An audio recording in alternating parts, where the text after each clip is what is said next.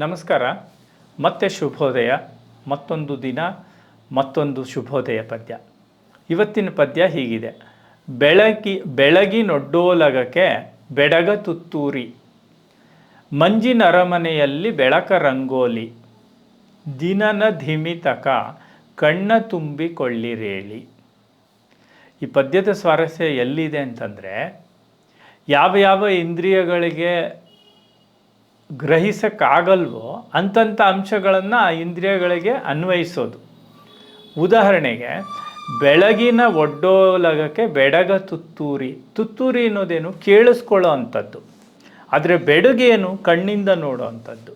ಬೆಡಗ ತುತ್ತೂರಿ, ಆ ಉದಯದ ಸೌಂದರ್ಯವೇ ತುತ್ತೂರಿಯಾಗಿದೆ. ಅದೇ ಧ್ವನಿಯಾಗಿದೆ, ಅದೇ ಶಬ್ದವಾಗಿದೆ. ಆ್ಯಕ್ಚುಲಾಗಿ ನಾವು ಅದು ಕಣ್ಣಲ್ಲಿ ನೋಡೋದಲ್ವಾ. ಬೆಳಗನ್ನು, ಸೌಂದರ್ಯವನ್ನು, ಉದಯವನ್ನು, ಬೆಳಗನ್ನು ಕಣ್ಣಲ್ಲಿ ನೋಡ್ತೀವಿ. ಆದರೆ ಇಲ್ಲಿ ಹೇಳ್ತಾ ಇರೋದು ತುತ್ತೂರಿ ಅಂತ. ಬೆಳಗಿನೊಡ್ಡೋಲಗಕ್ಕೆ ಬೆಡಗ ತುತ್ತೂರಿ. ಬೆಡಗು ಅಂತಂದರೆ ಸೊಗಸು. ಮಂಜಿನ ಅರಮನೆಯಲ್ಲಿ ಬೆಳಕ ರಂಗೋಲಿ. ಮಂಜಿನ ಅರಮನೆ, ಅಲ್ಲಿ ಬೆಳಕಿನ ರಂಗೋಲಿ. ರಂಗೋಲಿ ಬಣ್ಣದ್ದು. ಬರೀ ಬಣ್ಣದ್ದು ಅಷ್ಟೇ ಅಲ್ಲ, ಅದು ಸ್ಪಷ್ಟವಾಗಿ ಕಾಣೋಕ್ಕೆ ಒಂದು ಗಟ್ಟಿಯಾದ ತಳಪಾಯ ಬೇಕು. ಒಂದು ಕಲ್ಲೋ, ಒಂದು ಮಣ್ಣೋ, ಅಂಗಳವೋ. ಆದರೆ ಇಲ್ಲಿ ಎಲ್ಲಿ ಮಂಜಿನ ಅರಮನೆಯಲ್ಲಿ ಮಂಜು ಕರಗೋಗತ್ತೆ.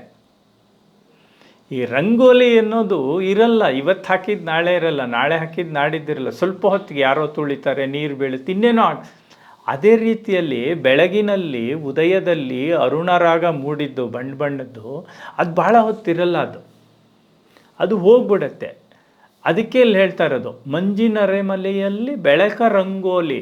ಬೆಳಕಿನ ರಂಗೋಲಿ ಇದೆ, ಸ್ವಲ್ಪ ಹೊತ್ತು ಮಾತ್ರ ಇರುತ್ತೆ. ಅದು ಅದರಿಂದ ಆಕರ್ಷಕವಾಗಿದೆ.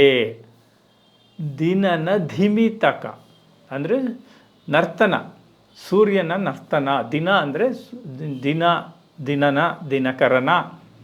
ದಿನನ ಧಿಮಿತಕ, ಆ ಬೆಳಕಿನ ನರ್ತನವನ್ನು ನೋಡೋದಕ್ಕೆ ದಿನನ ಧಿಮಿತಕ ಕಣ್ಣ